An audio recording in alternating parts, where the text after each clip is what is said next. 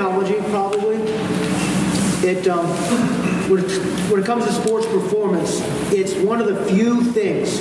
When you look at all sports, and hopefully a lot of you work with athletes, when you look across sports, you have track and field, you have swimming being two of the sports that are as objective as you can get them. I mean, I know we always want objectivity in sports, but again, if I'm playing baseball or softball and I change where I bat in the lineup, that changes everything, right? When I have, if I'm on a track, I'm trying to beat my last time, right? So in sports performance, there's so much objectivity, and it's a perfect blend to have that technology. Whether it being, heart rate variability, whether it being GPS.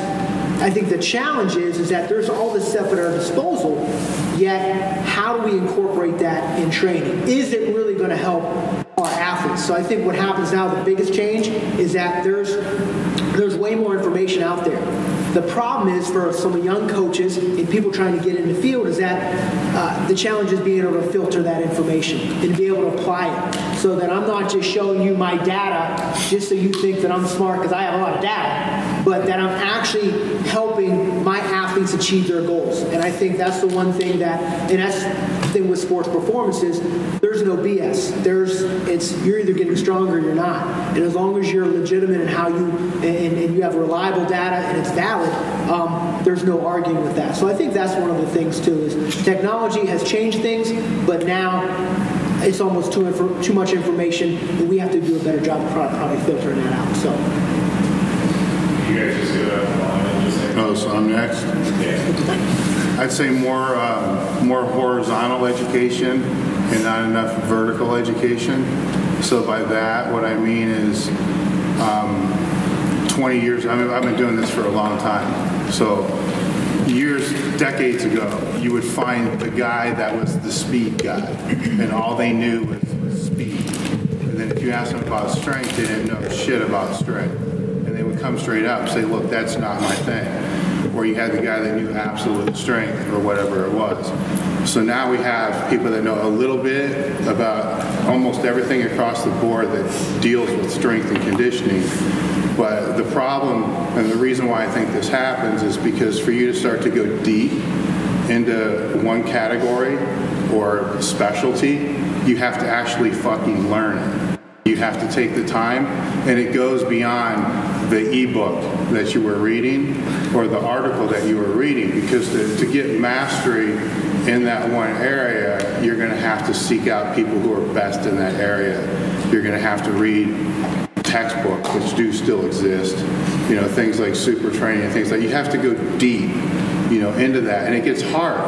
I mean, when you start trying to learn at deeper levels, you're challenging yourself, you're challenging your cognitive ability to be able to bring in new information and information you may or may not agree with, where the good part of that is when you find those people that are deep in one category. For me, I would say it's absolute strength development. I can sit here and you can give me any topic on that, and I can give you a lecture as to why it's the greatest thing in the world, and then walk around this thing and come back out and give you the same lecture on why it sucks. All right, because when it comes to any discipline, usually the real answer that everybody doesn't want to hear is, it depends. So there's a lot of surface level knowledge, but not very many people going deep. And then we have the other impact of when people are trying to learn, they don't know who's deep and who's surface. But it shouldn't be that difficult if you actually ask the right leading questions. I agree with David. I'm going to tail off that a little bit. When you're getting people, like he said, they're specialized in one area, and let's say you have issues that need addressed from many areas, be wary of the people who say they can solve all your issues with their one specialty. I see a lot of that, and I've dealt with a lot of that in the past, where maybe just a speed guy, that's his specialty, but he'll claim that his little minute area or his little niche can solve all your issues, whereas you actually should have, maybe this whole panel helping you out. So that would be kind of a way to spot a red flag, if you will. If somebody claims they can do it all, you know, like lots before we came up here, you kind of mentioned you're going to talk about nutrition. Like, if someone comes to me with nutrition, I'm going to say, listen, you know, for very basic things, I can help you out. But if you're looking to lean out for a bodybuilding contest, I'm not your guy, you know. I'm glad that I went after the 3 powerlifters, by the way. Actually, one thing that I've seen now is the technology's misuse of the knowledge we have. And I want to put it this way because we have a lot of gurus. And me and Dave, I said about a month ago, we were talking, and you know, Dave collects like really all magazines. And you know, he showed me all these magazines he had from the 1940s. And here I was excited like a little kid. And then there's an article, I don't remember, Dave, it was a new article written on this magazine, and then he pulls it out, and it's the same article that was written in 1942. And you know, it's kind of funny how we think that, oh, we have all this knowledge, but it's what we do with that knowledge, and I'm agreeing with them. Another thing that we have seen a lot is advancing nutrition and supplementation. It's amazing what we have done. One thing that I think as a professional we're seeing is that we are developing methods or ways to measure performance. So now we can give a name, a number, or something, or assign some kind of outcome to some definition. And sometimes we take that and we misuse it. And that's what I was saying, misusage of knowledge. And I agree with Dave, and I agree with all these guys here. You know, every day, if you don't learn something new, or you don't know more today than you knew yesterday, that means you're getting stupider. So make sure you learn something today that you didn't know yesterday.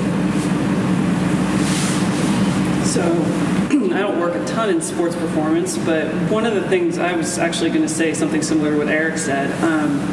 We are trying to do too much new stuff and trying to complicate things when really we can keep it basic and get a lot of results out of that. One of the things I see in PT a lot is there's always a new myofascial release tool, or there's always some new cool stim tool or something like that, when really we're just finding new ways to treat symptoms, and we're not going deeper and figuring out what we need to do to fix it. And every time we do that, it's like what Eric was saying, you find some very basic underlying principle that it branched off from, like the article from 1942. So that's one of the things that I see that's really changed, is we're trying to throw too many things and trying to overcomplicate these solutions. At the risk of being redundant, no, it's always hard to win fifth or sixth. The science has changed immensely. I just think back of when I was training. You know, the pre-race meal was a bloody steak and milk. I mean, that's how you did it. You know, and that was based off of thousands of years of superstition. You know, get the blood of the cow and you'll be an animal. But we found out soon afterwards that just doesn't work. But so yeah, the science has changed, and it's changing so quickly that I find myself as a professional having to hire experts in the fields that we're dealing with, whether it's in strength, power, speed, whatever it may be, nutritionists, and things like that. But I think one of the biggest changes that I've noticed is just I'm working with an 18 to 22-year-old age bracket, is the people that I'm working with. I think this particular generation of student athletes, at least at the college level, are very different than any generation that we've seen in a long time. They're faced with challenges that most of us have never had to really deal with in such an acute way. And I know that I've had to change in my coaching, my approach to these student athletes in a very, very profound way. I can't coach the way that I was coached, because I think the generation is different. They've got a very different way of processing things.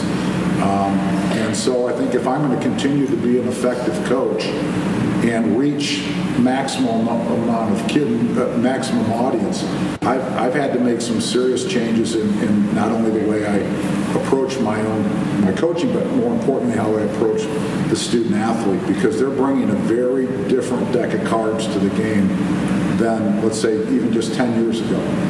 And that stuff has been researched. Simon Sinek's work on the challenges that the millennials are dealing with right now in terms of low self-esteem, impact of social media, affirmation through social media, the whole instant gratification piece, and just an inability to cope effectively with stress puts this particular age group at a really high risk. And so I think to be an effective coach, I've had to change that. I think that's been as big a challenge as me learning the new science, is learning the new student athlete. Do you guys have any questions that you want to ask? Go for it. It seems like kids are physically less healthy today too. So a lot of kids have diabetes, pre-diabetes, or other health issues, not just their emotional problems. So what would be some changes that are going to happen over the next 10 or 20 years in sports performances? The average kid is going to be less and less healthy, not just less prepared, but actually less healthy. One of my concerns is over-specialization at an early age. I think that's been probably, and again, I'm not an expert in that, but I think early specialization is problematic. I think we need to broaden athletic experience, across the board with our youth, and so that I think that would probably help lessen injury, leave them less disposed to other problems down the road. Obviously, we eat processed food. If you think about processed, I'm not the nutritionist is here, but if you're eating processed food, you're not eating food. That kind of thing. I mean, it's a systemic problem. I don't think it's any one singular issue, but you raise a great point. Just watch a movie like Food Inc. or Super Size Me, and it will horrify you. And if you've got children, you'll never take them to a McDonald's again. But yeah, it's a major issue that we're dealing with. That's for sure. I think there's two things really with unhealthy kids, two probably core reasons, and it would be parenting and poverty. If you really want to, if we're going to lump all of our youth together, either parents are allowing, right?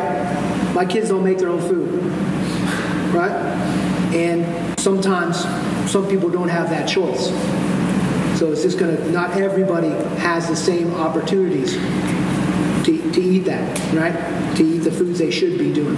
Whether that's a choice by the parent or whether it's not, you can put the blame somewhere, but those are two things that really, I think at the core of it, that's what really happened. I'll add to that real quick because I've heard this narrative my whole life, because it's always one generation talking about the next generation, and are the issues getting greater, are they getting worse? That's debatable. But the conversation, the questions usually are, just kind of what you've asked with the systemic problems being put out. But we can only control what we can control. If you're a coach, or if you're a doctor, or if you're a parent, we're not going to fix global issues at that individual level. It's just not going to happen. We have the kid that's in front of us. We have the kids that are in front of us. So if it is an issue where it's shitty food, we can educate that kid in front of us on how to make better food choices and start simple. If they love soda, we'll go with a clear soda instead of a dark soda. I mean, it's not the biggest change in the whole world, but Eric can, confess it's a change, and it's a start. So you got to ask yourself in situations like that, what can you personally do? Because you're not going to fix the systemic problem. All right, if the kids are coming to you and they're physically less developed than before, well, 10 years ago, say the sports skills for a football player were T drills, L drills, and lateral drills. Well, maybe you need to put in tumbling drills now. Maybe you need to put in different drills that they're not getting when they're younger. So I don't want to say take responsibility for the issue, because you're not the cause of the issue, but actually we kind of all are as a society. But you can take responsibility for what's in front of you and what you can control. So know what you can and can't control and work from there.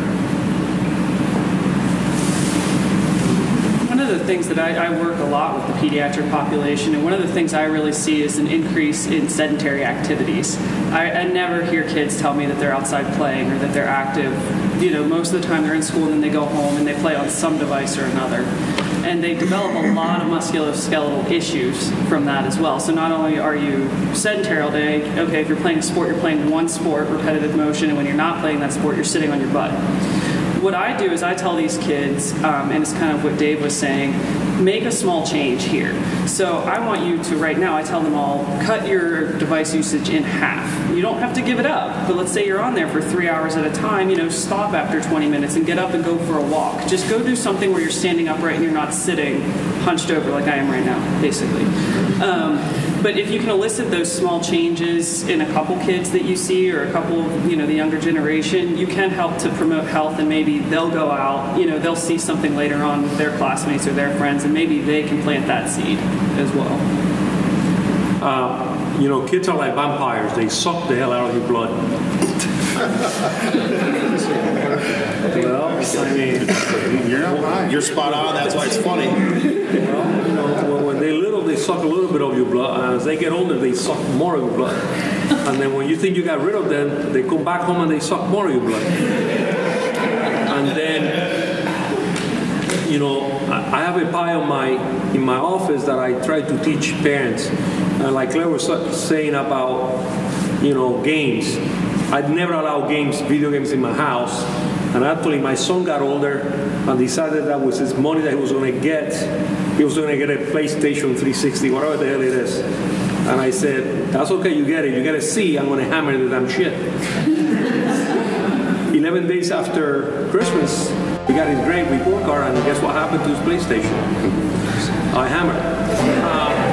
But my point is, when you look at life, you got to look at this. And I have a pie, and it says it's divided in 4 areas. It's God or faith, family, health, and economics. And that pie has to be actually almost always in balance. And when you got that pie, the family pie piece gets smaller because they're friends that are actually like family. And sometimes those friends will influence your children. So one thing that I always tell my kids, tell me who you walk with and I tell you who you are. So sometimes you walking with the wrong people will give you the results. So I try to be choosy and picky about who they hang with. The next piece of the pie is health. And in health I have nutrition and fitness. Okay, and I'm going to use the word fitness, but I'm going to say exercise or outside activity. Sheep eater, sheep responds to fitness. So I try to control what they eat. I raise my own goats, cows, pigs, all that stuff. So it's kind of hard, but I do it. But also, I make sure that my kids exercise outside. The next piece of the pie is economics. And economics are education and a job. I try to, or at least I did, I think we did a good job trying to make sure that my kids had a great education. But of course, I come with samples too. And actually, they have taught that Dave is a great influence for one of my children and a guy that is a powerlifter. Okay, so, but actually he's pretty smart. I gotta give him credit for that. But I use that for, yes, I'm gonna help my son or daughter educate so they can get a better job and get a better thing going in life. And the last one and the biggest piece of the pie is God. I know we don't talk about religion sometimes, but things have gone out of the doorway.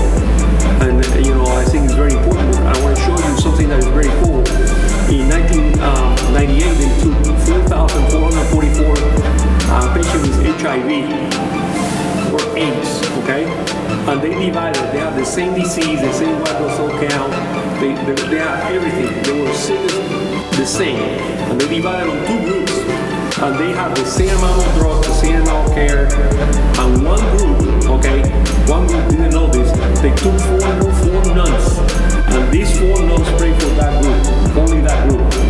At the end of 4 years follow-up, 17% of these people were still alive. The people that were not prayed for, and the people that were prayed for, 78% were still alive. Is it faith? Is it God? Is it something? Is there something out there that is protecting? I don't know the answer, but I know it makes a difference.